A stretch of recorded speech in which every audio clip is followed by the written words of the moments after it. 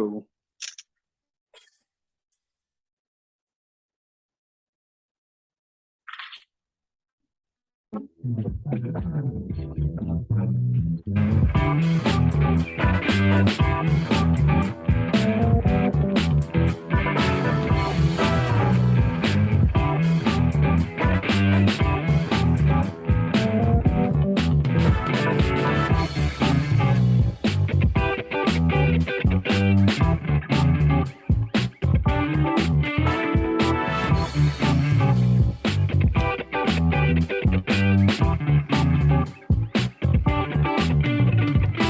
Welcome back to the episode of Frank Presents the Play Call. I'm joined with June. Nikki be on shortly. Bree still taking care of business.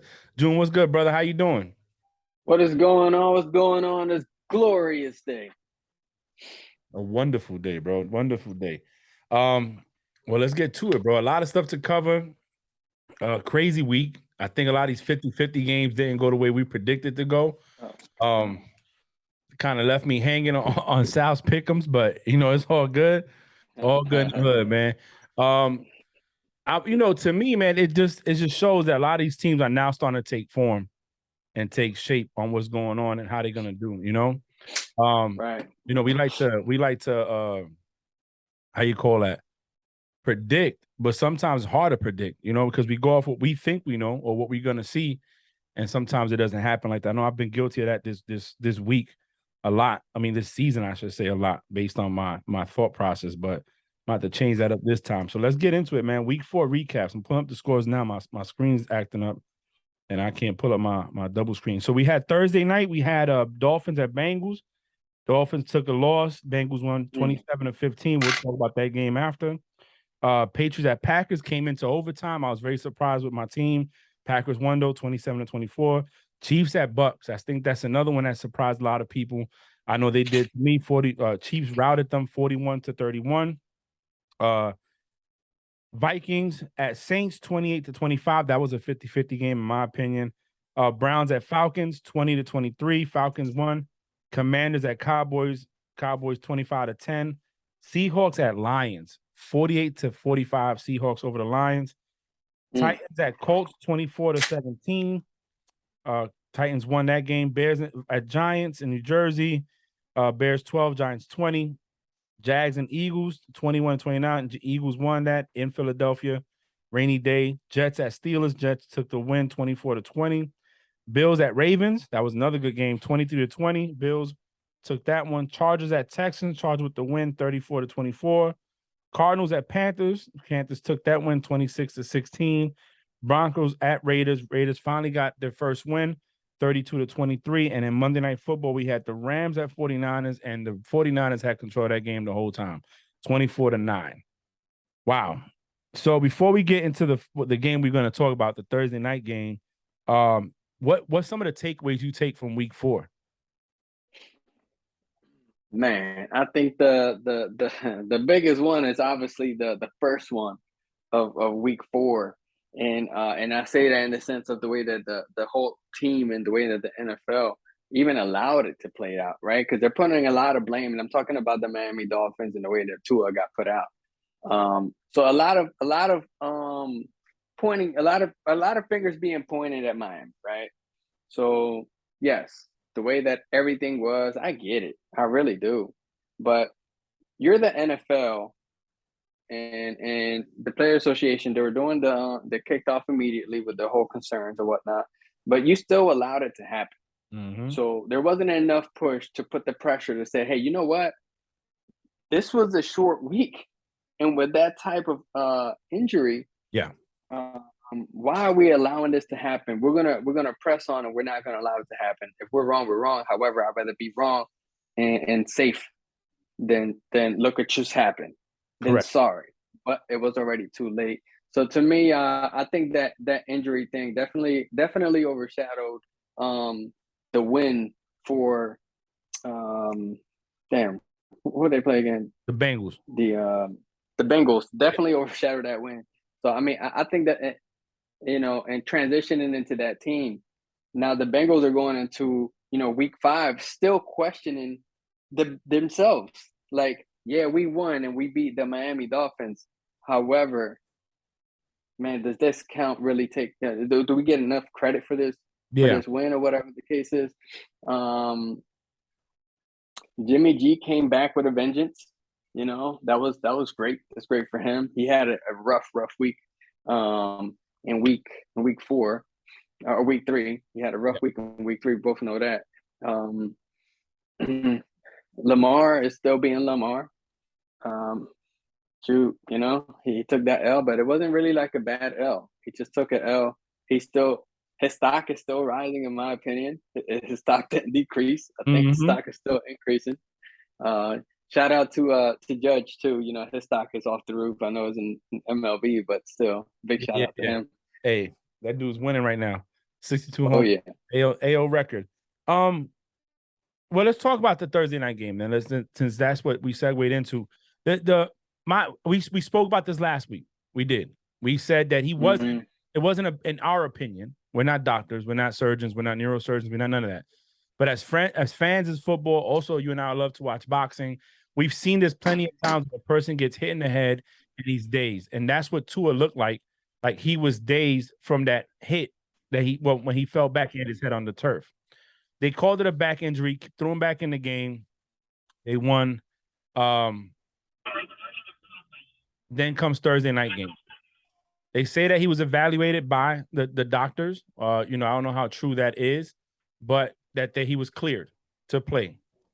Second quarter of Thursday night game, he gets sacked, and it wasn't even when he was sacked, it was below the waist. It wasn't even the chest area, and it got thrown down. He fell backwards, hit his head immediately, hand seized up, and you could tell that he was out. He was on the field for 10 minutes. That's how long they was on the field to him trying to get him back. So obviously there was an issue there. Then the next day, the doctor that cleared him was fired. I smell conspiracy. I smell people cleaning their hands. At the end of the day, when do we protect the player from themselves? Right. That's my question to the NFL is when do you put enough? We all saw the Sunday game. We all said, I said it, he's concussed. He's hurt. Right. The dude got up, fell back down, still was wobbly, grabbed his head, didn't look like he was all there, came back, played the game. A lot of ex-veteran, ex-players, Hall of Famers said it. You could pass that test in the office, especially if you're not that concussed, if you're not that hurt, and you know where you're at, you know your name, you know certain things, you're going to get out there and play. Now they're changing the rules where now if you come out, you're not going to go back to the game. I put this in the chat. The guy that did the movie that Will Smith did the movie for, the doctor about CTE and concussions, his recommendation is to retire. He said you should retire from football after that bad concussion. So, yeah, they put him back in the game to hopefully win the Bengals, and now they lost him. They lost him for this game against the Jets. I would have made him sit out for the Bengals game, get the rest, come back, beat the Jets because that's a divisional round game. And that's what you want to win the division because that's what's going to get you into the playoffs. The rest of that stuff doesn't matter. But that's where we at. Nikki, we talking about the concussion with Tua. Your thoughts on it? Well, it was clear as day that on Sunday, Tua took a hit that should have been in the concussion protocol. He was stumbling, and I guess the big question for me is when did you tweaking your back, have you stumbled? Correct. When does Say, I'm talking crap. I'm really asking, like, can a back? And I have every day. All right. The only thing that I know that days or not days where my feet are weak is my knee. You know what I'm saying? My knee go out, and I might stumble a little bit, but I never heard of a back situation giving out your knees the way it did, especially after he hit his head on the ground like he did. Yeah. Throughout the week, I've heard players. Tony Baselli said it. He said, let's be honest. He said, the protocol or the questions that they get asked, they ask it every time they suspect somebody that have a concussion. So that means that there's going to be times somebody legit does not have a concussion and you will ask the question, right? So that means that if I ask, are you okay? Because that's part of the protocol, who's going to say no? Exactly. They know the answer. They know how to answer these questions. You get what I'm saying? How many fingers do you see? When every time you throw up 2 fingers, mostly all the time, how many fingers do you see? You know what I'm saying? Like, so at any given point, some of the responsibility has to be on the coaches. And what I mean by that is, even if the players says they are good, I wasn't there. You know where I watched the game on Sunday? At my house. And I can see that you are on the field with this guy. You get what I'm saying? Like, are you going to really say that you didn't see that he probably should have just sat the rest of the Sunday game? And right. you know what I'm saying? So at some point, something has to get bigger than just winning. You know what I'm saying? Like, just like we tell these players, play for another down. Can we play for another game? Because now somebody's recommending that he shouldn't play football again. Just because y'all wanted him to beat the Bills.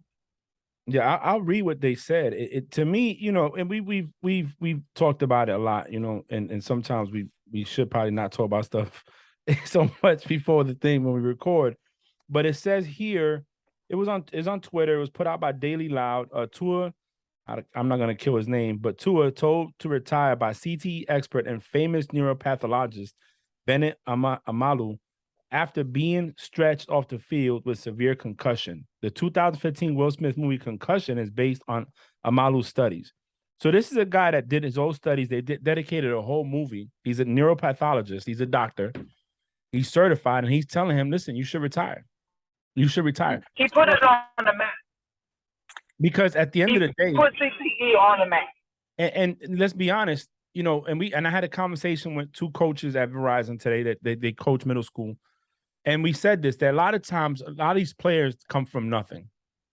And they get into the league, and what happens? Money. They get driven by the money. They want to win. Families push it, you know. Oh, you got to stay in because they're going to benefit off their success as well. And how do we protect the person? Because now, let's say he has to retire. Let's say this is worse than what it could have been. And it was all negligence because nobody said, all right, you know what? Hey, you got to sit it out, buddy. Kind of like your trainer in the corner of boxing. The boxer is always going to want to go out there. A real fighter is going to die in a shield. Hey, they throw the towel in. No, I got to protect you. And sometimes it causes breakups between trainers and fighters. But at the end of the day, that trainer did was right by his boxer because he cared. Where was the care for him? I know Mike McDaniel said, oh, you know, I love him. I would never endanger him. But, bro, it was evident he was hurt. You could have said, nah. Right, and then you got to keep in mind, some of y'all can't hear me because I'm going to the area where my phone won't go dead. But and you got to keep in mind, right? There's a lot of pressure on Tua right now. You get what I'm saying? So Henry was now as that person, what you gonna do? Yeah, you can't leave. You can't leave it on the player. You got to protect the players. Well, they made some changes today. I was watching Inside NFL that airs on Tuesday on Paramount Plus. Me and Frankie watched it today before I recorded, and so with the new change now, you have to sit out automatically the rest of the game, and to take no losses. And Brandon Marshall, because the specialist said that reported it, she said that would have meant that in Super Bowl against Seattle, Julian Edelman would have to sit out the rest of the game if it looked like he had a concussion in the Super Bowl. And they said that Julian Edelman had a hip injury. And Brandon Marshall asked him in the thing, he said, is that true? You had a hip injury or was it a concussion? And Edelman did not answer it. He just, he didn't answer it. He went to discuss it. Yeah. Because I watched that Super Bowl and I thought, I ain't gonna lie, he took a hit from Bobby Wagner and I thought Edelman was gonna be out the rest of that game, even though he got up and ran another 20 yards. But it just, to me, that just shows you that these players They put the game first. Giselle Bundchen said it a bunch of. She said it once. My husband has been concussed before and still played, and he denied it because it would throw people out. But who knows who? Like, we all go home to somebody. Nikki, you go home to the boys. Me and June go home to our wife and kids. They know us better than anybody else. If I'm hurt, my wife is gonna know I'm hurt. Right. You know, the boys be like, "Mommy, what's wrong with you?" Exactly. So if she's saying it, there might be some truth to it, you know? Right. So enough with that. CT is a big thing. They need to protect these players. To just be honest, a lot of these guys are not going to protect themselves. They're trying to get the money. God forbid you in a contract talk season where you're trying to secure the bag, you're going to play. Before we get to the Eagles and Jags game, because I'm going to sit back for that one. I left my sticky at work. I feel the Bucks at Chiefs at Bucks, which is the game that we were supposed to go see. The Bucks the Chiefs showed up, and from the first drive, it was just the Bucks weren't there. They fumbled the return, gave it to them at the 20-something. They went ahead and scored in 40 seconds, kicked the ball back. Bucks couldn't move the ball. The Chiefs come down. The Chiefs didn't punt at all until the fourth quarter. They had one punt the whole game. And, and the flip side to that, the Bucks defense, I feel, again, got exposed with coverage. And also, I think it was a good game for Brady to step up and throw for more than 190 yards and score more than 30 points. And it's the first time that Brady's lost a game when he scored more than 30 points since 2018. But I feel the Chiefs have found their rhythm. I think Patrick Mahomes, unlike Aaron Rodgers, has taken whatever is given. If I got to throw the ball to Watson or whoever it is, I'm gonna throw the ball to whoever. If it's Edward Hilaire, if it's Kelsey, is my other tight end. If it's unknown name, he's throwing it. Son, he's throwing the ball to the water boy. He doesn't care. He's gonna make it do what it do to win the game. Shout out to the Chiefs. They won that convincingly. They redeemed themselves. Again, I'm not worried about the Bucks. The NFC right now is up in the air. A lot of teams that we are not even stroking the way they could be stroking, so that's not a thing. But on the AFC side of the house, if the Chiefs keep finding a rhythm, it's going to be hard to match when they put up 40-plus points in the game. What's your guys' takeaway? I mean, I picked the Chiefs. I've said since the game between the Cowboys, even though the Bucks won, I said I don't think the Bucks is the same team. I'm not talking about size, right? I don't think they're the same team. That game, since that game and the one with the Chiefs, those are the only two that I actually paid attention with the Bucks. That game, they had one touchdown. Very low scoring game. So I'm not worried. I'm just not convinced. I think that it's always, look, like you said, the offense ended up putting points, but they were always playing from behind. Yeah. So defense has to step up, right? It doesn't matter how many points you put on the board if you're not stopping the other team from putting points just as much, right? And they didn't start off great. Offense eventually picked up. Obviously it's the reason why they started from behind. So I don't know. Right now I don't know.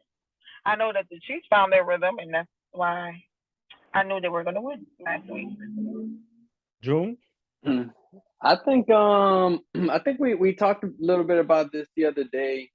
Matter of fact, we talked about it last podcast on the concern of teams, right? And I think this right here solidified that conversation that we had last week. And it was funny because the networks were talking about it the day after we did.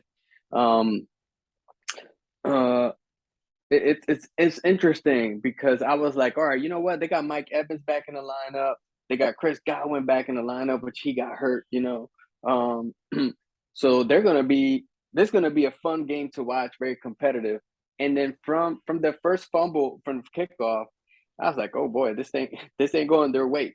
Yeah. But I thought that they found the rhythm in the second and late in the second half. I thought that they found that rhythm going into halftime. I said, you know what? They're gonna come back third quarter, regroup, but they didn't. It was almost like the beginning of the first quarter all over again in the third quarter. Brady looked he didn't look bad, but that defense did. Yeah. And that was the big issue in that team. Me watching that whole game, I was like, dang, the defense is really struggling against it sounds really crazy, but Andy Reid and Mahomes, they got like this weird connection where Andy Reid draws up the craziest plays, and the way that his athleticism and Mahomes, he makes it work with that. I mean, who can control somebody that can throw the ball? You know what I'm saying? Who could flick it that way or whatever? That's going to be hard to defend regardless. Right. And Right. we was on FaceTime for the game, and I was pissed because that one dump off pass to Edward Hilaire in the end zone, I felt like Devin White didn't attack like he should have. With Mahomes, you got to keep him in front and you got to put pressure on. You got to hit him. And he already saw, he knew it. He knew it. That's why the whole scrambling was there. He knew it. So when the minute he was going to get hit, he knows, hey, I got enough arm strength to throw it over. The running back was open, and he got it to him.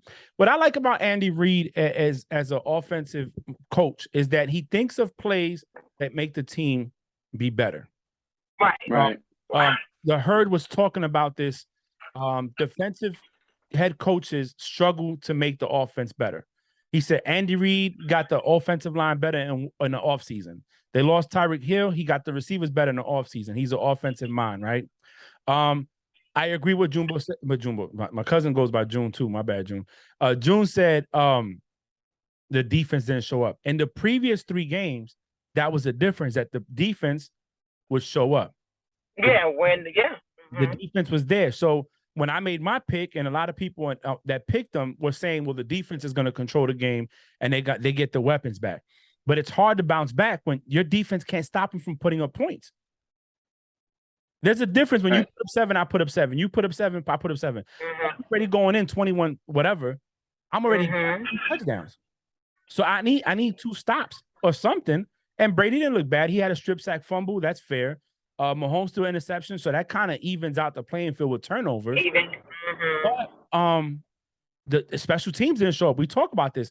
All 3 phases have to show up to win, and I feel that the Chiefs, all 3 phases showed up. What's on 10? Yep. And the thing was that the offense was really the defense, because they were putting up so many points that the defense knew that Tampa either runs the ball to slow the clock and just doesn't make the beating worse, or they go to passing to catch up. So now I just got to play coverage and apply pressure to Brady when I can. So, the better team showed up that day, in my opinion. I'm not saying that the Chiefs have better weapons. They played better. They played as a team by it just being lopsided on the other side of the ball. Now, transitioning, talking about teams. We had a very wet, chilly day in Philadelphia. A hot weather team on fire came up in there with nothing to lose and a lot to gain.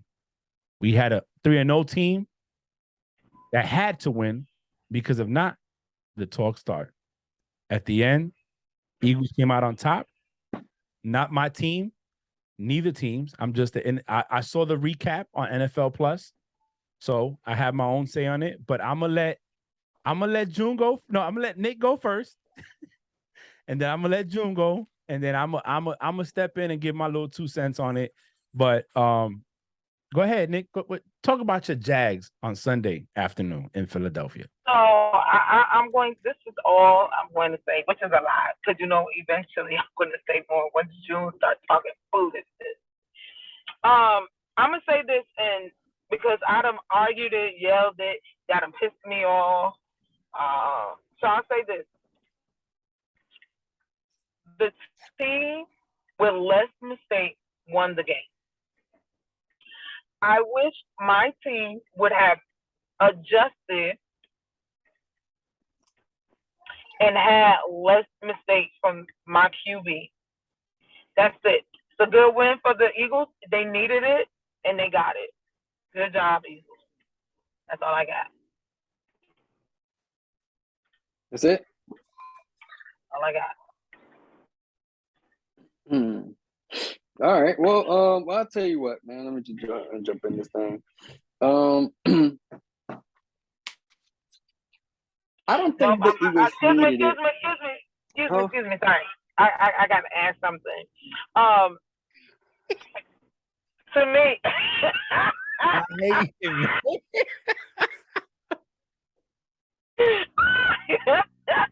wait, go ahead, June, because I'm about to hit another dead spot.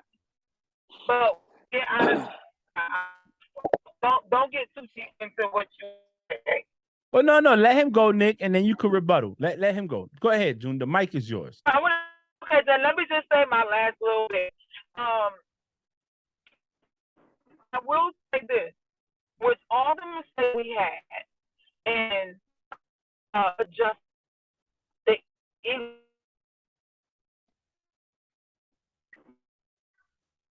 they clearly could have been beat. They're beatable. Every team is beatable, right? So that's not that not to say anything bad. Every team, it's any given Sunday, right? But with as many mistakes we had and not adjusting, they beat us by 8. That's it. That's all I got. All right, June, go ahead.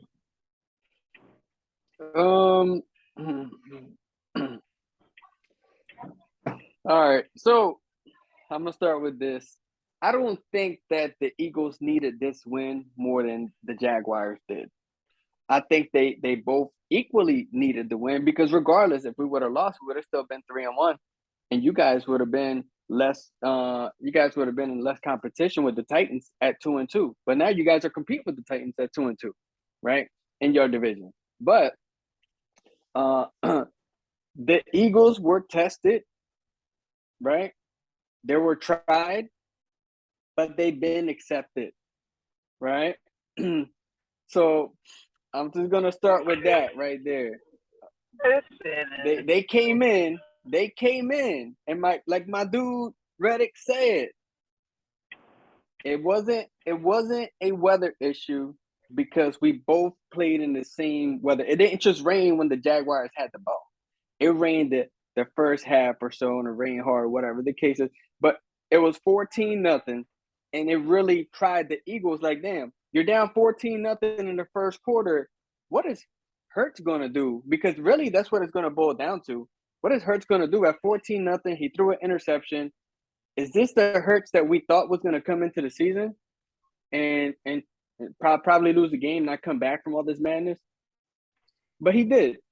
He came back. The whole team overcame adversity, and I give a big shout out to the defense. You know, they pressured throughout the entire game. They took advantage of the weather, right? And even though the offense had some slight mistakes, I think the whole receiving core still produced. I mean, AJ Brown had 95 yards, Goddard 72 yards. Miles Sanders 134 yards. Hurts had another rushing TD, Gainwell TD, Sanders 2 rushing TD. Again, multiple players scoring when it counts. And to me, that brings in that collective team effort, not just hey, this player had all this or this player had all that. And every week, me personally as a fan, I get surprised. I'm like, damn, they're really overcoming this adversity. The defense is stepping up big time, and and at the end of the day, the better team won on Sunday. I give a huge shout out to the Jags. The Jaguars are a real team. They're a real contender. I'm gonna tell you that right now. Lawrence, this is the type of game that Lawrence needs, in my opinion, because Lawrence needs to understand when he gets pressured. What's he gonna do in those times? How's he gonna protect the ball? How's he gonna play in that type of weather? Then you got the head coach that's really directing a great traffic when it comes to that entire team. So, hey, I'm excited for the team. I'm happy for the defense. I'm happy for Hurts. He didn't throw a passing touchdown, but he did have a rushing one. He bogarted in that damn goal line. Boom! Bring the damn Jaguars on, right? That's what he did. But other than that, Nikki, I don't have anything negative to say about the Jags. They came in there, did their thing. Shit, it just came up short by one touchdown. So I want to say this, right? So, and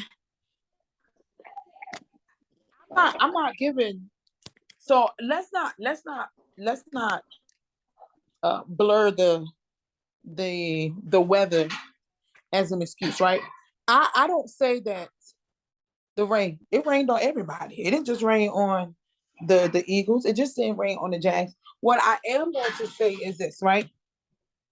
Um, and listen, I'm not even gonna say, oh, but the Eagles are used to playing in rain and winds. I'm not even gonna say that. What I am going to say was the Eagles adjusted to something that they're used to. You know, this is weather that they might be used to where we didn't. You get what I'm saying? Hold on. I'm not using that as an excuse. And you want to know why? Because it rained the whole time. It got heavier, but it rained the whole time, right? And when we first got out there, it was raining, and we were murdering y'all. Let's be honest. If you want to be honest, the score should have been 21-0, right? 21-0, right? Um, After Trevor overthrew that, to me, Trevor performance started to go. It declined. You get what I'm saying? And that got nothing to do with the rain. Everybody knows, anybody that makes sense, right? It's raining. You're not gonna throw the ball as much. We amped up throwing the ball as soon as the rain got heavier, right? So that's on coach. That's on coaching. You get what I'm saying? When he overthrew Agnew at the thingy, the next thingy on 4th and down, which I'm not even too mad that we because that was on a turnover drive anyway, right? What pissed me off on that one was you fumbled it in open field. You could have ran for first down. You had somebody there for first down. You get what I'm saying? So that's why I'm not using the weather excuse. I'm not here to use the weather excuse. But what I will say is the Eagle had more to lose by losing to the Jaguars. And the only reason why I say that is because you and I might sit and say the Jaguars are contenders. The rest of the world doesn't 100% believe that. You get what I'm saying? Us losing it, which I agree with you, is now we're tied with the Titans. However, we're still #1 in our division, right? And luckily for us, the next game after the Eagle is another divisional game, right? And we're playing the Texans. This week we're playing the Texans, right? So if we win, which I believe we will, and I'm not saying I believe we will, because I will never go against the Jags. But on paper, I really do think we are the better team, right? In our division, we will now be 2, where the Titans will still be 1. They have never won the division. Well, no, they won against the Colts, but they haven't won any other one since then, right? So we're still be in the league. So I think I agree with you. If we would have won, the Eagles would have been in a more comfortable spot, but I don't think we're far off, right? Personally, the only in my division, if you want me to be quite honest, the only team that might be a contender is the Titans. That's it. So I watched the game, and when Nikki said her part during the game, I was like, man, this girl's smoking crack. I don't see it. Because I had the game playing on the left on one of my screens, so I wasn't really focused on it. I think I was more focused on the Bills and Ravens game, anyways.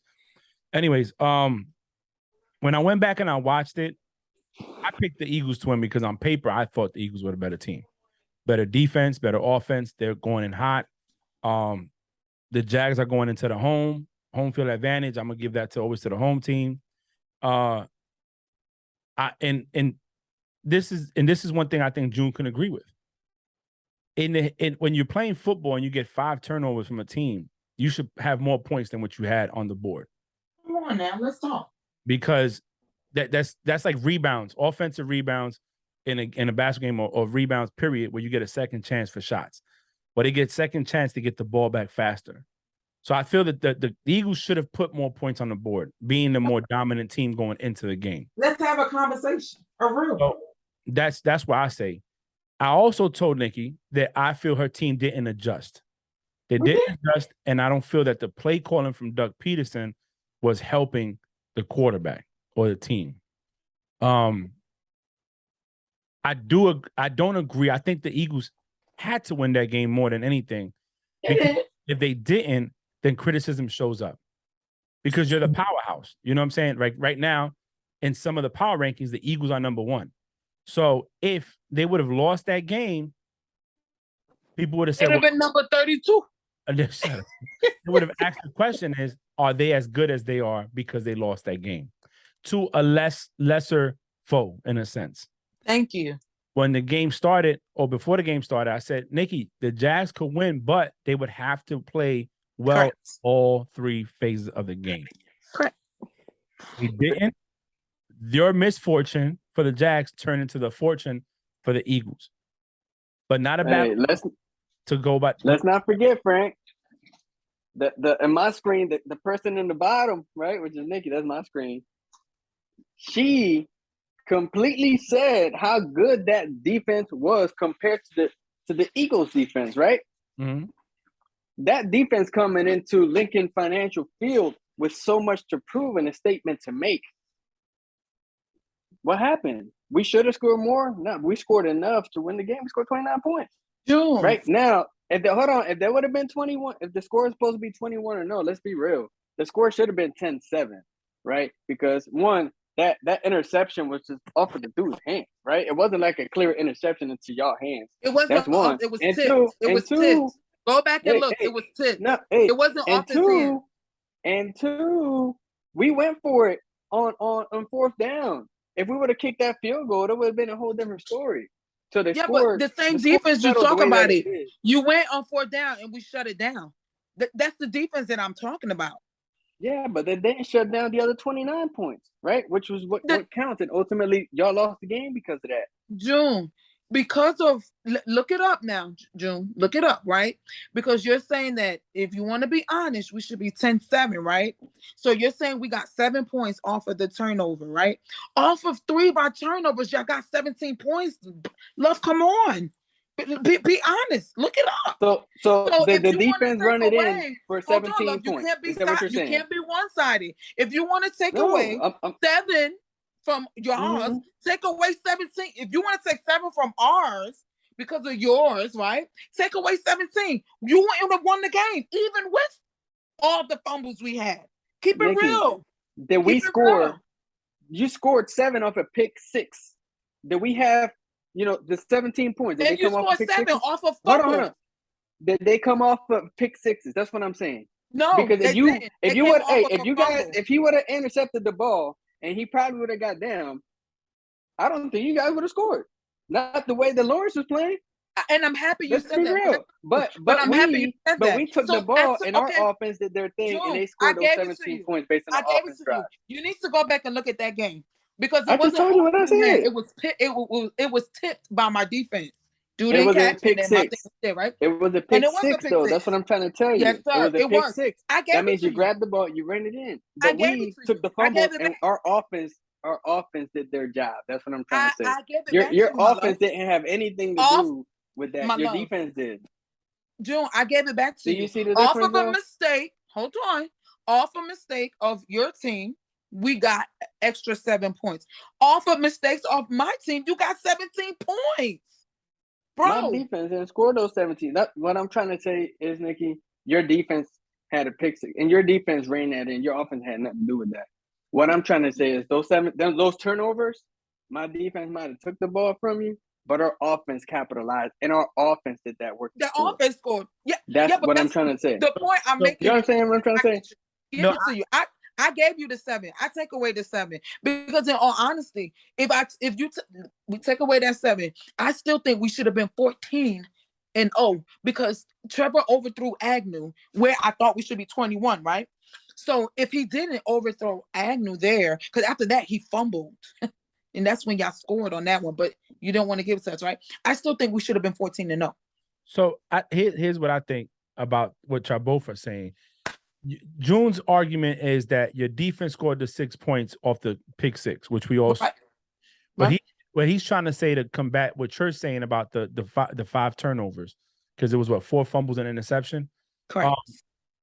Is that the offense still had to go score, right, after they got the ball. So what he's saying, if your defense was so dominant, they had a chance to stop the Eagles offense from scoring on those turnovers. Correct. Saying is that regardless of the fact, they still got an opportunity back from the team because they got the turnover. The same thing. So listen, right? So if I want to take into account what June said, right? Which I'm going to, right? The very last play, the same defense is what stopped them. And we had 1:50 left on the clock in my offense hands, right? We do 2-minute drills all the time. Every team, whatever, June, every team does 2-minute drill all the time, right? The ball could have ended in the Jags' hands. But guess what happened?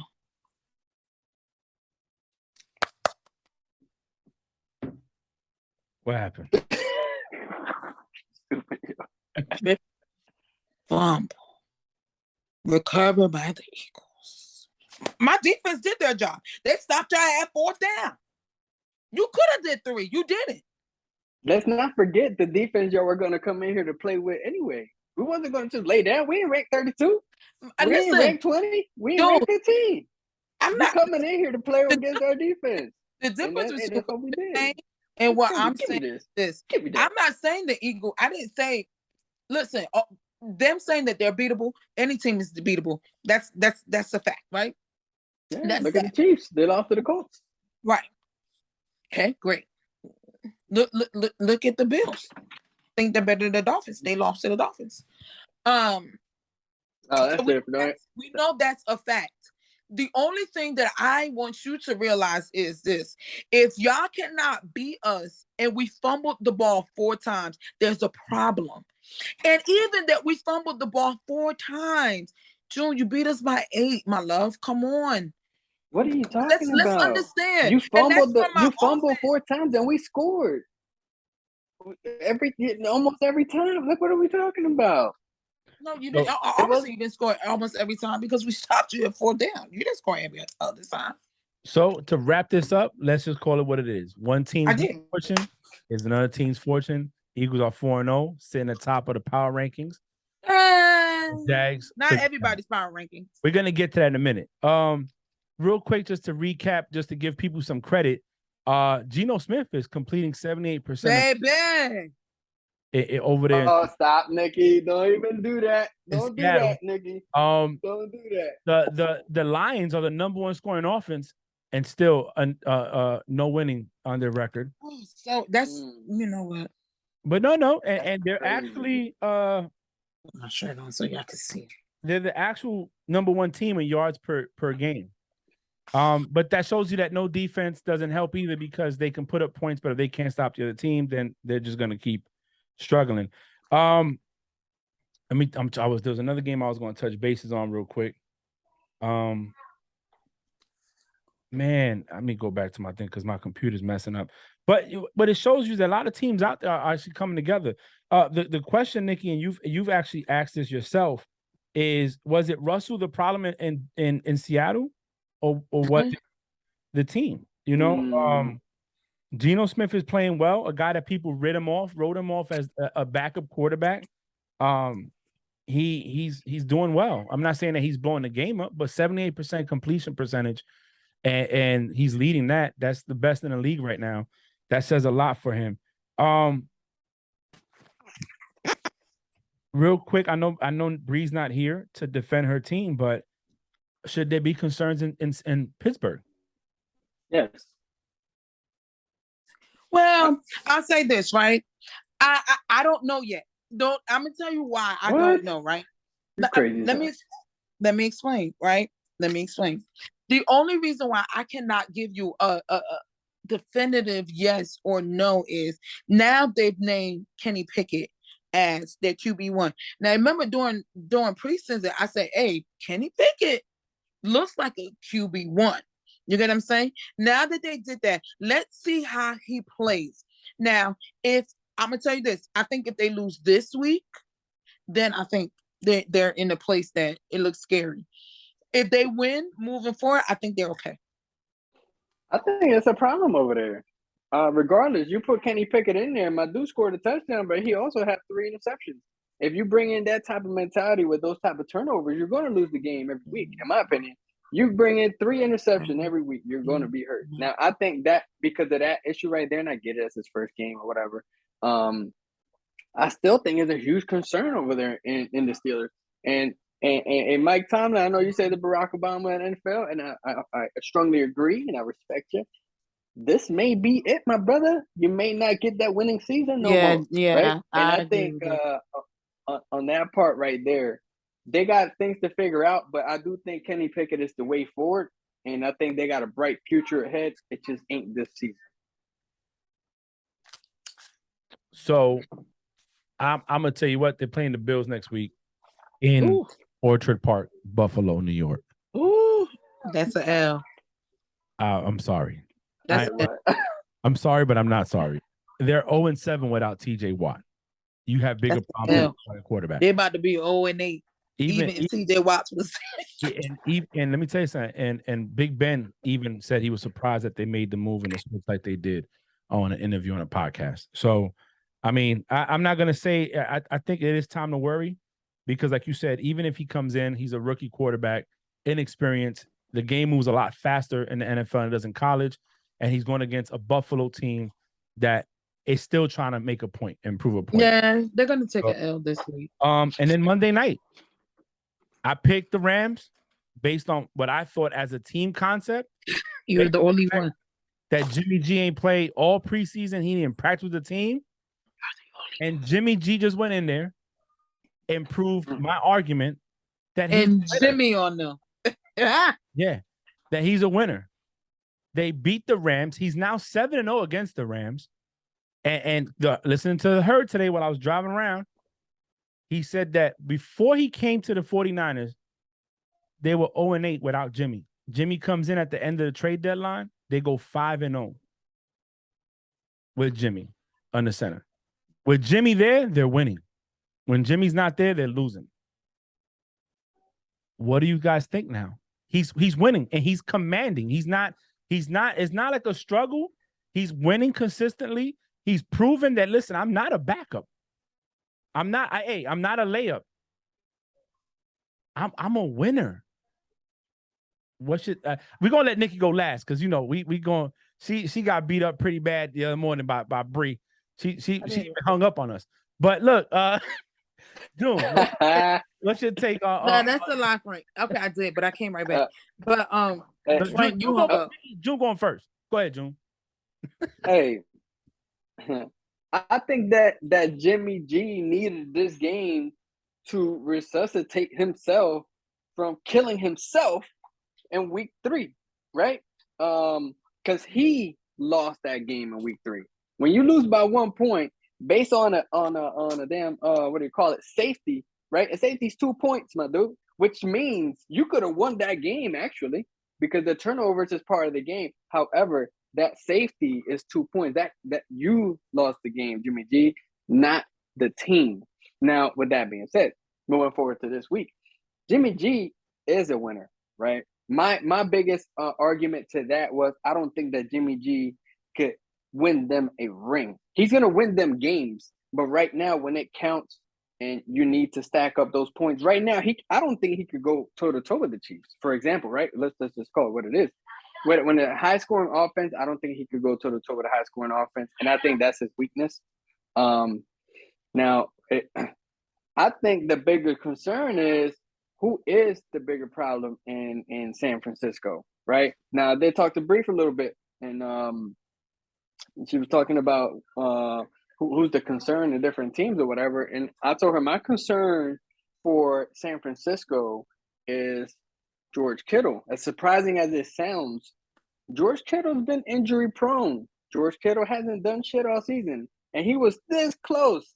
And if people listening to this podcast could see my fingers, it was a hairline from being dropped from my fantasy this past week because I don't think that man is getting me where I need to be. I almost lost because of you, brother. So I think the weakest link right now in San Francisco is George Kittle, not Jimmy G. Jimmy G, I'd rather have Jimmy G than Lance right now. Lance, to me, just, I don't know. Maybe he's a great backup. Who knows? But he still got a lot to prove whenever he comes back. Go ahead, Nick. How do you say Nick going last and tell me to go ahead? I know I was going to let you go, and then I was going to go. I go. Hey, listen, let me tell you something. I think we can't let one Super Bowl loss cloud our judgment. there's been a lot of players, especially quarterbacks in the NFL, that lost a Super Bowl. Jim Kelly lost 4 in a row, and he's still considered to be one of the best quarterbacks the Bills ever had. Marino went to 1 Super Bowl, never went back, lost it, and was considered one of the best quarterbacks of all time. Peyton Manning lost a Super Bowl. Big Ben lost Super Bowl. Elway himself didn't win all his Super Bowls he went to. The Broncos went to 5, and he only got 2 rings back to back. So now 3 with Peyton. So I'm not going to say he can't take him over the hump. Not going to say that, because Jimmy G isn't facing off with Patrick Mahomes. Patrick Mahomes is facing off with Bosa, Wagner, and the rest of that defense.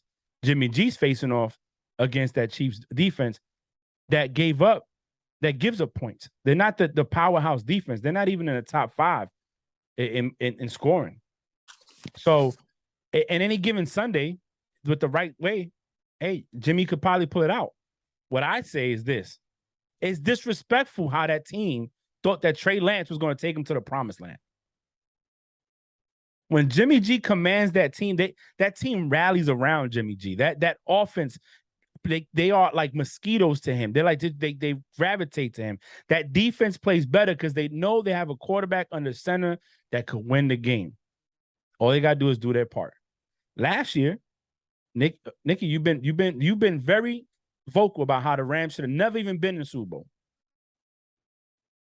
If the defense would have caught that pick from Stafford, we would not even they would never went to Super Bowl. It would have been the 49ers versus the Bengals. We could have had a different outcome. If Cooper Kupp doesn't get open against the Bucks and they stop him, the Bucks would have been going against 49ers in the NFC Championship, and we could have had a different outcome. So, to me, Jimmy, hey man, keep sleeping on porno stars and winning games, brother. I'm here for it. Go ahead, Nikki, you can have it. Oh no.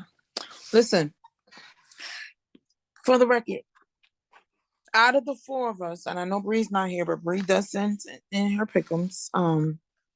Frank was the only one that went against the Niners because of Jimmy G. Listen, I picked him. The biggest argument we have is, I always say, I never think Jimmy G is a bad player. I don't think Jimmy G is consistent with, some of his decisions or availability. However, I think Jimmy G is a solid QB. I've always named Jimmy G as the weakest link of the 49ers. Today, June named someone else. Now, unfortunately, I didn't watch the game. I didn't watch the entire game. So I couldn't see where Kettle could be a weak link, right? All the games I've ever watched with the 49ers, Jimmy G has been my weakest link. Not because Jimmy G is not a good player. It's the speed of argument. I say this. I said that according to what we've heard or what I've heard, Jimmy G balled. And it's good to say that it's good to see that he balled, especially now, he had an injury and he got it fixed during off season. One of the reasons why Frank thought that he probably couldn't be able to, is because they didn't allow him to play during off season. Like maybe he had rust, and clearly you can see that he doesn't have rust, right? Honestly, he's polishing instead of rust. He polishing his craft. So much respect to Jimmy G. He embarrassed the Rams. I already said I didn't think the Rams should even make it to the Super Bowl. They did, and they won. That's good on them, but they're being embarrassed. And now it just happened to be Jimmy G. He did it. Jalen, Jalen is being murdered on these fields. I think it was very disrespectful of Aaron Donald during his interview. I never got it for you, but I'm gonna finally give it to y'all. During his interview, they asked a question, and the question was referring to Deebo Samuel, and Aaron Donald said, "Who is that?" Well, Monday he knew who Deebo Samuels were. If he didn't, now you know. You get what I'm saying? Mm-hmm. You got murdered. Y'all team and you're on defense. So you're on defense when Deebo's out there. So, much appreciated. 49ers team. Because I didn't get to tell y'all who won for the week, but y'all definitely made add another win on my column. I'm happy. Good job, Jimmy G. So transitioning over to what we wanted to talk about, power rankings. Nikki, you have posted one on Messenger. I don't know what the power rankings came from. I was trying to do the share screen, but it's popping up on this screen. I can't minimize Zoom, so I don't know what's going on. But anyway, I'll read it. On this one power ranking, they had the Chiefs as number 1, Bills number 2, Eagles 3, Packers 4. Oh, that one's from ESPN. Okay, so ESPN said that the Chiefs was 1, Bills was 2, Eagles was 3, Green Bay was 4, Miami's 5, 6 is the Rams, 7 Minnesota, 8 Tampa, 9 Baltimore, and 10 Cincinnati.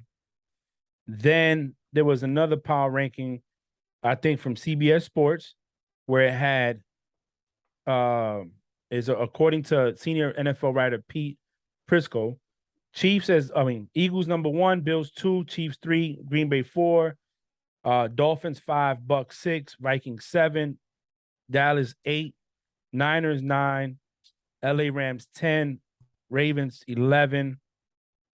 And I'm gonna stop there because I think, I'm gonna stop there because the rest of it I really just doesn't really matter. It do matter because we number 14. Asshole. Well, I mean, yeah. So you 14. So if you want to go past the 11, so let's go top 15 spots. Ravens 11, Titans 12, Bengals 13, Jags 14, Chargers 15. I don't agree with the one from ESPN because I feel that the Eagles were too low. I'll go with number 1 because they're 4-0, and you got to give credit where credit's due. When I was talking to the coaches at Verizon, they said, man, you got it. It's based off the team effort, not just one powerhouse, right? So the power ranking, they're 4-0. I give them that. Green Bay, I don't see them as a number 4 slot. I don't. You let my team, the Patriots, take you into overtime with a third-string quarterback. So I don't see that. I would probably drop Green Bay down.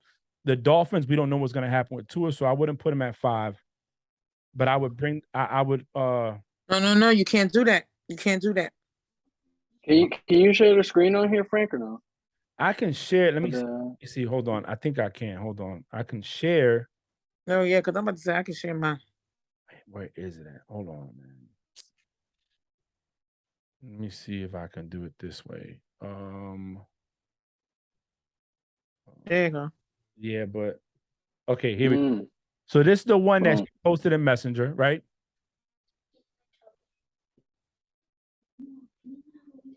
Then this is the one from CBS Sports. And then this one, I don't know where it came from, but Pro Football Talk had the Eagles 1, Bills 2, Chiefs 3, Green Bay 4, Miami 5, Cowboys 6, Bucks 7, Bengals 8, 9, Ravens 10, Jags. What are your thoughts? So I didn't really care about it. I like this one. I don't want to say I like, but I think this one and the ESPN one was more accurate to me, right? So what is my thoughts for which one? Because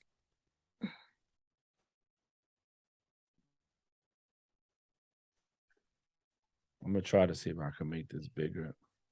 no, I could see that one. No, you actually made it smaller. I did. Like however you had it the first time was better. What I did was hold on, I'll tell you what I'm gonna do. Well, get this one out of there. Yeah. Just do that. Yeah, get this one out of there. Hold on, I'm about to share. Now I could do what I wanted to do. Thanks to June reminding me to do it a certain way. All right, so let's go back to the CBS that has the full 32 teams. Can you see that one, Nikki? Mm-hmm. Oh, not on your screen, but I can look at it on mine. All right, got it? No. Oh, hold on. Sorry. Hold on. I messed up. Yeah, yep. Mm-hmm. But what did you do? It was nice and big the first time, but okay, whatever. Whoa. Don't be yourself all your life. What are you talking? I'm saying whoa because I got a text. Oh boy, Yeah, be wait, get your mind out quiet. the gutter. Get your mind out the Now gutter. So, This be is a podcast, quiet. damn so it. let's go. So let's look at it. So what would you change, Nick? With this one, Yeah. oh, I wouldn't have the Eagles as number one. You So crazy listen, town. wait, hold on. All right. I think it's dependent on why you have this listing. If you have, but see, this is where it's. Is there? Oh, there you go. Yeah. This is where it's. I think this listing is. It's contradictory a little bit, right? Because if you have it because of current standings, then the top few ones are correct. But if you have it because of actually the team, then I think it's incorrect. And I think it has a little bit of mixture, right? So I think Eagles number one because they're 4-0, right? But if you think about it that way, then why is the Bucks number 6? Because the Vikings have one more win than them. The Giants have one more win than them, right? So if we're going by the team actual record, then the Eagles should be number one. But in this one right here, I think it's too many variables in this list. So if I want to go off of who is rankings, then Eagles should be number one. But if I want to go with what the ranking is because of their the opposing team, where the opposing team is, then Eagles shouldn't be number one. Low key. If The you go Bills. off who they've played, not You the crazy. Correct. You are crazy. Correct. You are crazy.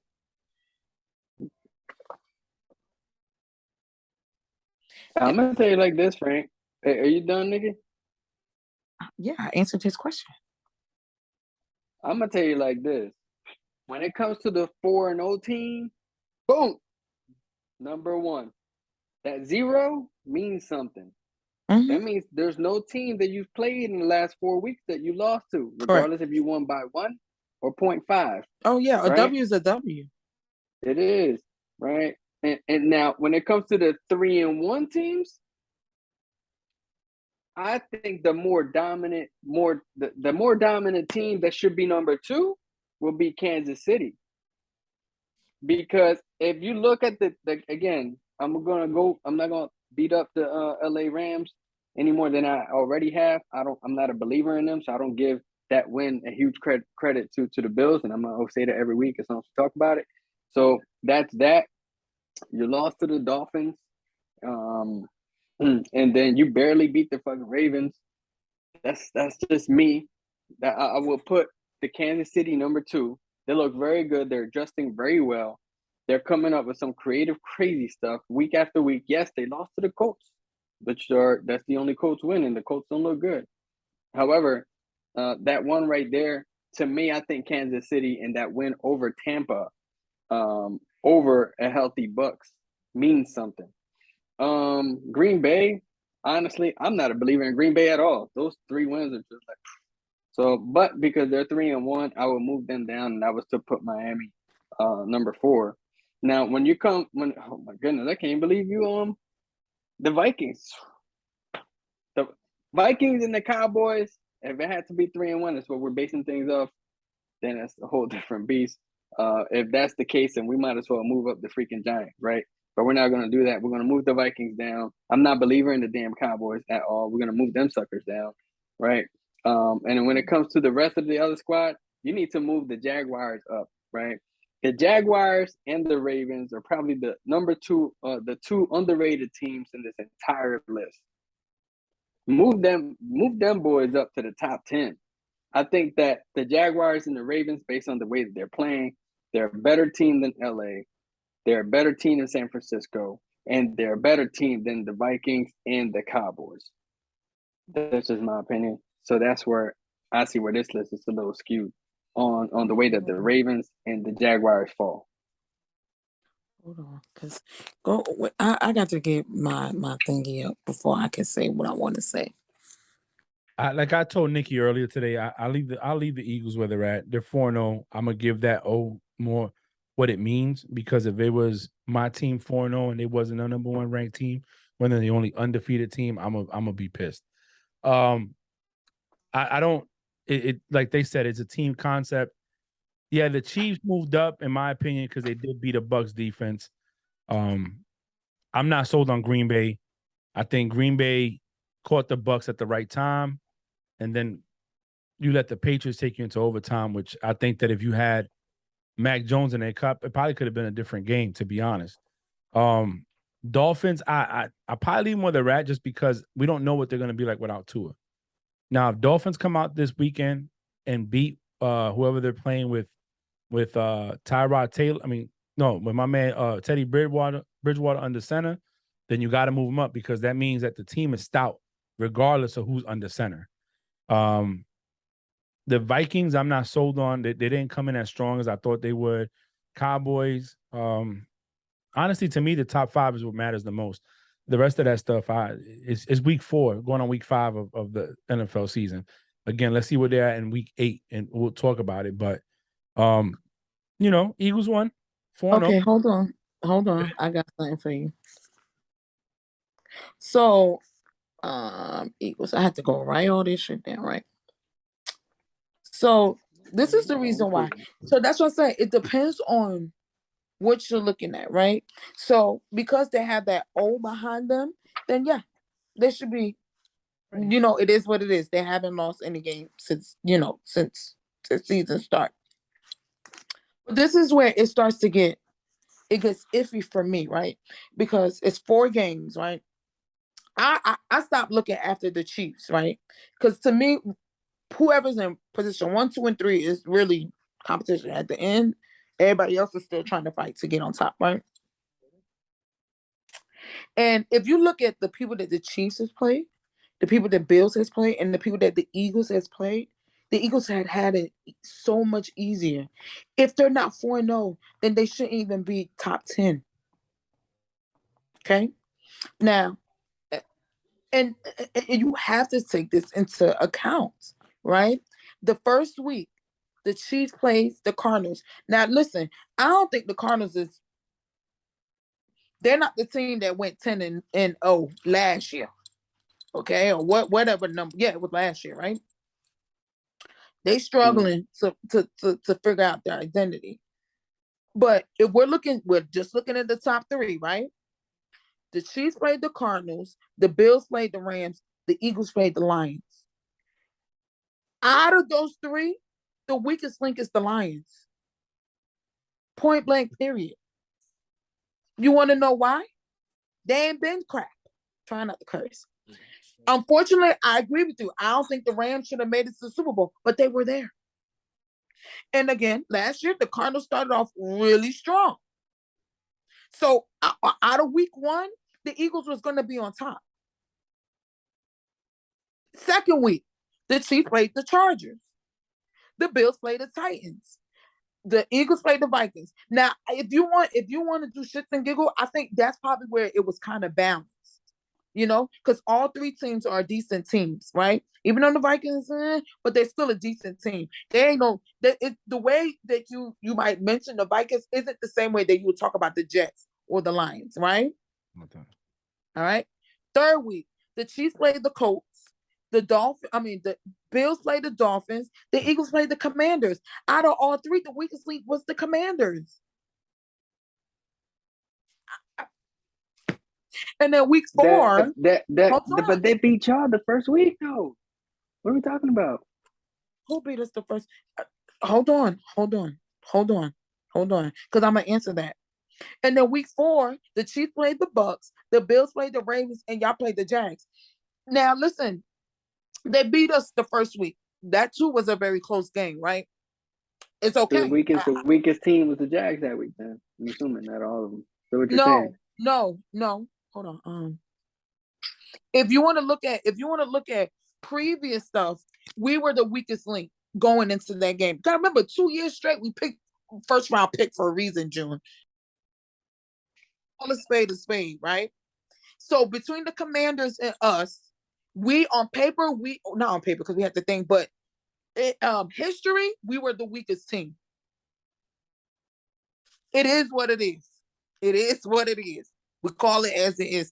Y'all better be 4-0. Y'all really had no real competition. The only real competition you want to put it was the Vikings. So if that's the case, then y'all could have been 3-1 because all the other teams you were expected to win. I'm not against y'all being number one, but if we're talking about you being number one against, I ask you this question. If y'all go against the Eagles, you think you're going to beat not the Eagles. If y'all go against the Bills, you think y'all beat the Bills? Beat the brakes off of them boys. You're lying. If y'all go against the Chiefs, you think y'all beat the Chiefs? Hey, bring them boys on. Right. They ain't play a defense like us, baby. Let's go. Come on, Let's June. go. Come on. June, We got, hey. Come Chiefs on, had the June. number one scoring defense. Come on. I'm gonna tell you right now. Hey, I was never a believer. Hey, I was never a believer in the Bucks to begin with, ever. I didn't say the Bucks. Hey, hold on. So I'm gonna take that away. And when it comes to the Chiefs, you was never a believer on they the got Bucks. beat. I was never a believer in the Bucks. That's Frank. So hey, when it comes to the Chiefs, they clearly are beatable. They got beat by the damn Matt Ryan, aka Carson Wentz. They got beat by the damn Colts, right? Which makes them totally beatable, right? So, like you said, any team is beatable at this point. When you're going in there and you're making those adjustments, it is what it is. The Commanders went in there and they beat y'all, regardless if they beat y'all by 4 or not. Carson Wentz went in there and he looked like he was gonna fuck down, right? Then we went and beat a division team. We didn't just beat them, we whooped them, right? And our defense came up. When it came to the Vikings, we made the Vikings look like they're not even a contender, right? But all of a sudden they look all right.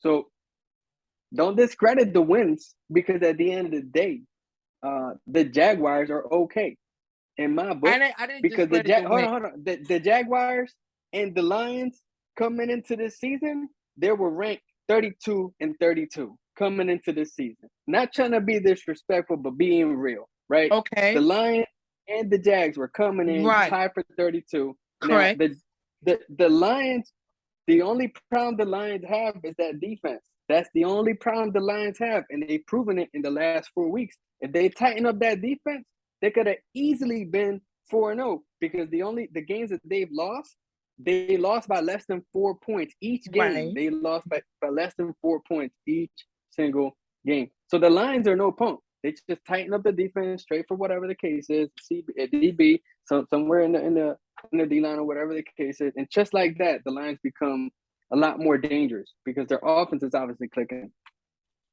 So, June, do you know, you said one thing that just proved my point. What? They were 4-0. Period. No. You just, nothing else matters. No, but what you just said proved my point. You just said the Lions and the Jaguars meant to be 23. You were expected to win, and you won with a team that was ranked at 32. No. I don't believe in that. You coming into the season. Hold on. Okay, if you don't believe in it, then don't state it. No, what are you Don't talking state it. about? You can't you're say in the something you don't season, believe in. You can't come in here and expect every team to suck every year. Like, you don't know what you're going to get. I told you when the preseason started and y'all went on whatever in the preseason, because you doubted your boys in the preseason. And me and Frank said, once the season starts, the Jaguars, yes, we did, Frank. Frank, where you at, Frank? Hey, we said that once the season starts, your team is going to be looking a lot different. Mm-hmm. And they really are.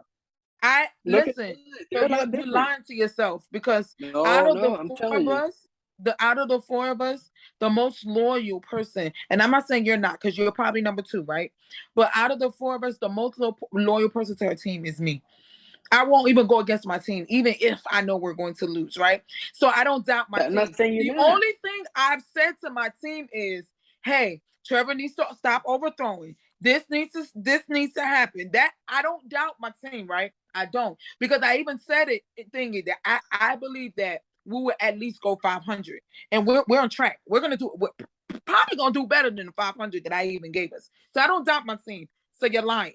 That's number 1. Number 2, you cannot recite stats when it benefit you, and then when it doesn't, I don't really look at it. You said that we were ranked Us and the Lions were ranked 32. We were ranked that for a reason. That's the reason why I said that. Coming into the season. Hold on. No, Yeah, coming into the season.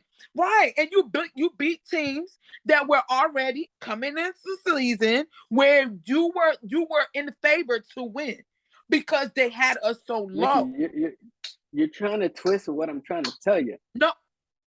You guys came in then you and stop ranked saying 32 to 32. Saying, can you explain? And what I'm Frank? saying, you guys are No, performing. I'm not explaining anything. We do the time constraint. The producers in my ear saying we got to move on.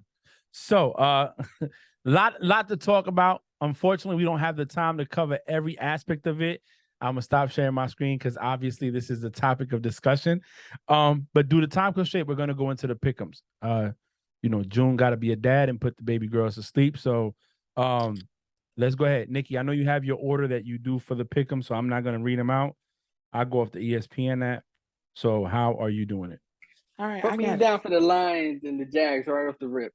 Nah, shut the fuck up. Hey, I who won last week, right? So last week, it was a tie between myself and Bree. We had 11 correct predictions, followed by June with 9, and followed by Frank with 8. Bree and I tied with 11 correct predictions.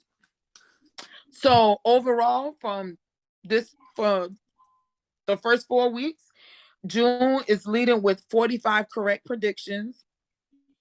Frank and I are now tied with 38, and Bree is at 35. Okay, that's a big jump. Here we go. That's a big jump. All right, go ahead. Because I want every pick. I want every pick that Frank gets. Okay. Anyway, you don't want what Frank is. I'm struggling. You don't want mine. I'm struggling. You don't want mine. You don't want Frank. All right. Week 5 tomorrow night. Colts. So June go first. Then you, Frank, and I'm last. Okay. Well, I'm tired now. All right. Week 5 tomorrow. Colts at Broncos. June. Oh my God, this is like the worst game to pick. I swear. I am going to go with the Broncos. Shit. Okay, Broncos. Frank. Broncos. I'm going with. Broncos at home. All right, next game. This one's too easy. Oh man, wait, hold on, my thing. The Giants at the Packers. June. The Packers. Frank. Packers. I almost thought they played last week.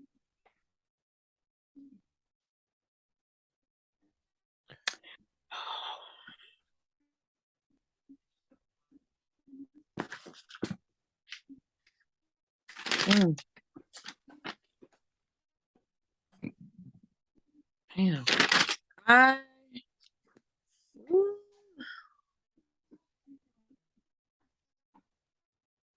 I'm gonna go with the Packers just because they're at home.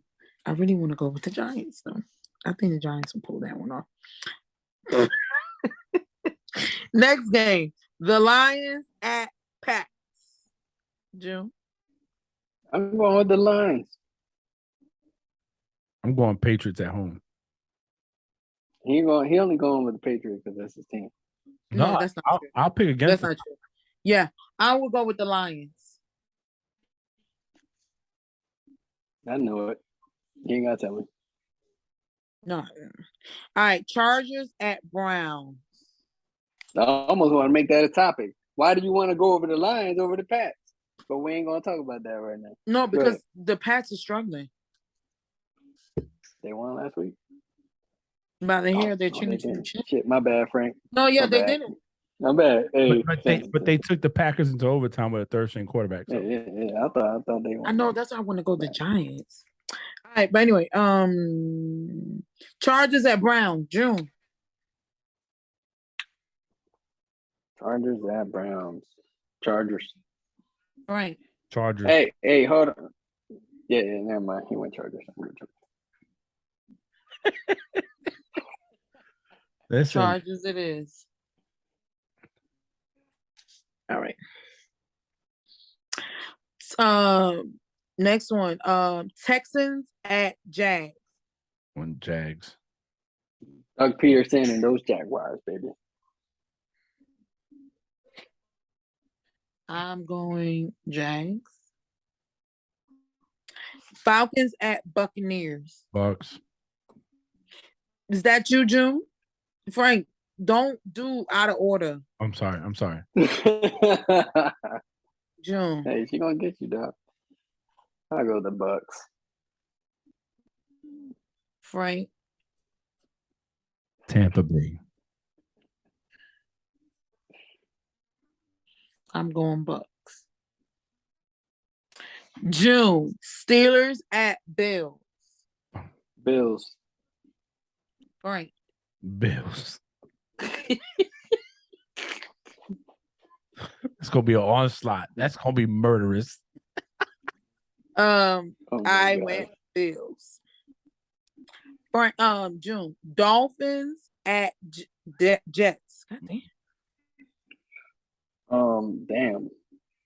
Dolphins. Frank.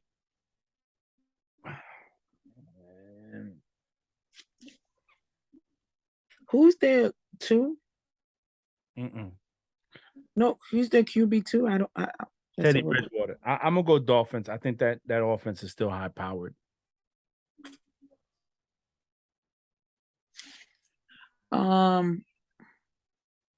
Yeah, Dolphins. I'm going Dolphins.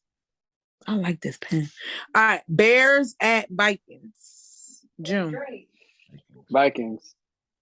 Frank. Minnesota. Something's going on with the Bears. I'm going Vikings. All right, next one. I don't know where they're playing this. I don't know if it's a thing game. Titans at Commanders. June. Titans. Right. Titans. I need the Titans to lose, though. I am going Titans.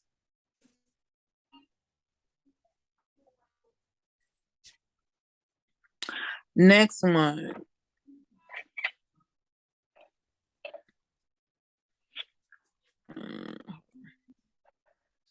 I want to know where they're playing. What the freak is wrong with my phone? Oh. What team?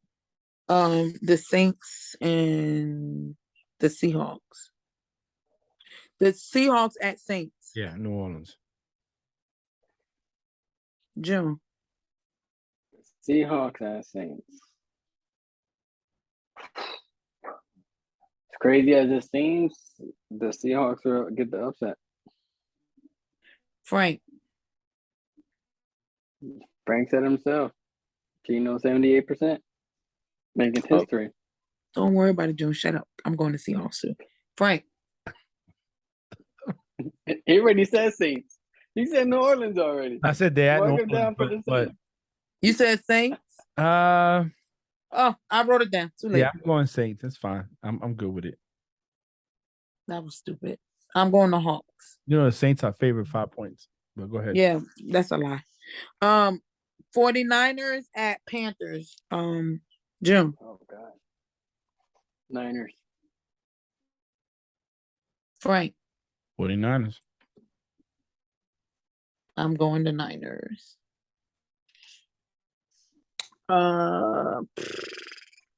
Frank, next game. Eagles at Cardinals.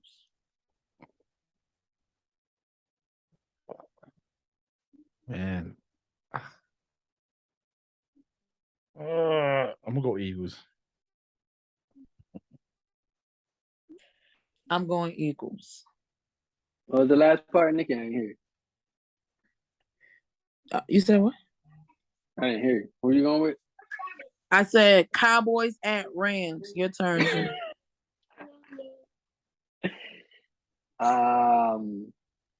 Rams. I'm not a believer in them boys. Frank. Cooper Rush. Frank. The rush is over. Yeah, I'm gonna go Rams. A part of me telling me go Cowboys because the Rams' offensive line is real suspect. But I'm going Cowboys. I think Cooper Rush has to have a bad game eventually. And I Yeah, think and it might this one the Rams because the Rams defense ain't, it is what it is. All right, next Bengals at Ravens. Ooh. This is a Sunday night game. down. Lamar. Bengals at Ravens. Keep increasing that stock. Go Ravens. Oh, you're going Ravens. Okay. Frank. Yeah, I got Ravens. I'm going to go Ravens. Monday night, Raiders at Chiefs. June. Chiefs. Frank. I'm going Chiefs. They're favored by 7. Team. 7D. One of the That's two. it. But I would not be surprised if the Raiders come out on top. You would. Yes, you would. Yes, you would. And The way they've been playing. I hope the Cowboys win. It's a divisional game, though. It's a divisional game.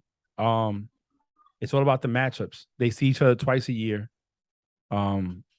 It's a possibility they go in there and they play right. We know the Chiefs defense gives up points. So what if the Raiders came out and played right? Mahomes has given up some picks now. He's not. Hey, Frank. I'm going Chiefs 7. They figured by 7 points, a touchdown. Hey, look, the Adams is going to run his route. Hollins is going to run his route. Josh Jacobs is going to run really fast, right, and hard and strong. But Carr is still back there, and that's why they're going to lose the game. You're so disrespectful, Raiders fans, man. you hear? So hold on, man. Before we close out, right? Because there's so much to cover. But the herd says something today. You got quarterbacks that get drafted in the first round, and I'm gonna try to kind of summarize what he said because he said a lot of stuff that makes sense. They get a lot of hype behind them. Baker, Kyler, I forgot who was the other quarterback he mentioned. But you take Jalen Hurts, second round, playing well. Jimmy G, second round, playing well. He even mentioned Carr. He's big on Carr. Sometimes these guys get the hype behind them. These first rounders and these second rounders, the third or fourth, fifth rounders, they play well. I'm not saying that Derek Carr is the answer. I'm not saying that. But there are certain stats on his side to prove that he's not a layup either. So, are they like what do you call them? The fluffed. Are those stats fluffed? Nah.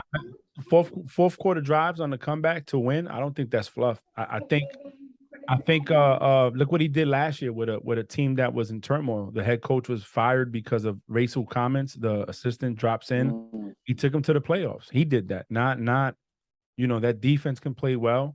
Again, matchups matter. Matchups matter very well. We saw it on Sunday night. Bucks versus Chiefs. Chiefs matched up very well against that defense and put up points. So on any given Sunday, something can happen. But that's on Monday. I'm gonna go Chiefs anyway. I think Mahomes found his niche, his rhythm. I'm not gonna bank against them, But anyways, with that being said, the closing remarks. Go ahead, Nikki. Go first. My closing remarks is, hey, Duval, keep your head up. All right. We're on to the next game, and the next game is a divisional game. Come out with the W. For America, you know what? It's always great being on here. And I know I say that every week, but I truly do believe that. And I guess my next exciting thing is when I go to Jack's to embarrass the fuck out of June. So God, what? That's all I got. Hey, it's a pleasure being here, Nikki. I truly do love you. You're I can't even find the word. Right? Maybe I'll find it when I give my speech. But hey, Duval. I just want to say that I'm down the street. If y'all ever need a picker upper, just call me and I'll tell you. Shut the fuck up. Hey, my man's right here. It's down the street from Jacksonville, so you got something. Whatever.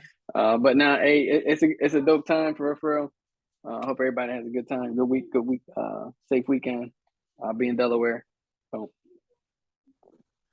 All right. Well, hey, listen, man, another good week, another good topics, a lot of stuff to discuss. Hopefully this week brings more topics to discuss. Please like, share, subscribe with your friends. Leave comments on anything that we can improve or things you want to see better.